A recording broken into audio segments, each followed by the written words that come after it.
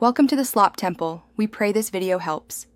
In this video, I will show you how to make an Excel expense sheet. Let's start by opening a brand new Excel workbook. First, you will want to set up your column headers. Label them clearly with titles like date, description, category, amount, and payment method. This structure will help organize your financial data effectively. Remember to format the amount column as currency, which makes your financial figures easy to read and understand at a glance. This initial setup is crucial for accurate tracking.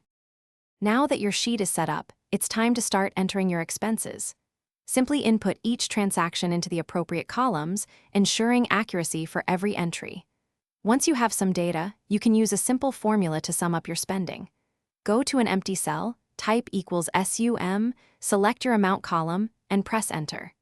This will give you a running total of your expenses, providing a quick overview of your financial outflow. It's a powerful way to see where your money is going.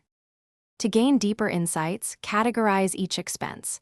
This could be groceries, utilities, entertainment, or any other relevant grouping. Once categorized, you can use Excel's powerful filter function. Select your headers, then click the Filter button. Now, you can easily sort and view expenses by specific categories, like seeing all your food spending. This feature is incredibly useful for understanding your spending habits and identifying areas where you might want to adjust your budget, giving you greater financial control. Finally, let's make your data visually appealing and easy to interpret.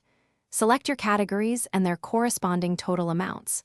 Then, go to the Insert tab and choose a chart type, such as a pie chart or a bar chart. A pie chart, for example, can beautifully illustrate the proportion of your spending in different categories. This visual representation makes it much easier to grasp your financial situation at a glance, helping you make informed decisions about your budget and savings goals. It's a great way to summarize your efforts. Thanks for watching. Consider subscribing if we helped you.